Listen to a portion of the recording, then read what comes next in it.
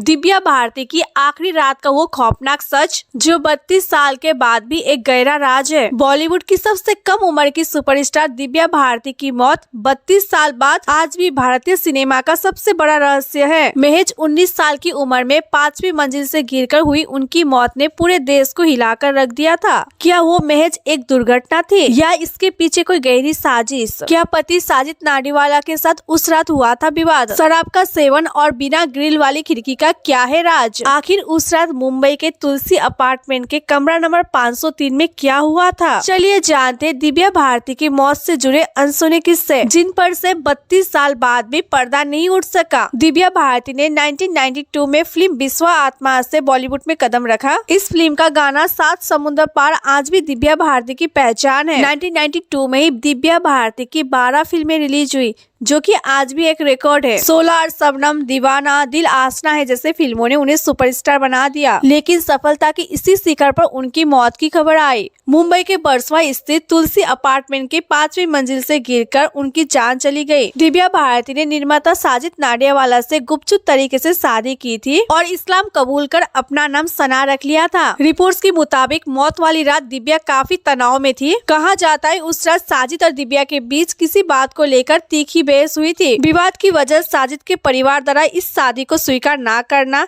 या दिव्या को अपने करियर और निजी जिंदगी के बीच संतुलन ना बना पाना बताया जाता है। हालांकि साजिद ने हमेशा इन बातों को नकारा है, लेकिन चश्मदीदों का कहना है कि उस रात माहौल सामान्य नहीं था। 5 अप्रैल 1993 की रात दिव्या के घर पर मशहूर डिजाइनर नीता लुल्ला और उनके पति मौजूद थे। दिव्या शराब पी रही थी और सोफे पर बैठकर बात कर रही थी। इसी बीच वो उठकर खिड़की की तरफ गई। उस अपार्टमेंट की खिड़कियों पर ग्रिल नहीं लगी थी। बताया जाता है कि दिव्या खिड़की की चौखट पर बैठने की कोशिश कर रही थी, तभी उनका संतुलन बिगड़ गया और वो सीधे नीचे पार्किंग एरिया में जा गिरी। उनको तुरंत हॉस्पिटल ले जाया गया, लेकिन अस्पताल ले जाते समय उनकी मौत हो गई। दिव्या की मौत के बाद कई थ्योरीज सामने आई। कुछ लोगों ने इसे अंडरवर्ल्ड से जोड़कर देखा तो कुछ लोगों ने इसे हत्या करार दिया। आरोप साजिद नाडियावाला पर भी लगे, लेकिन कोई सबूत नहीं मिला।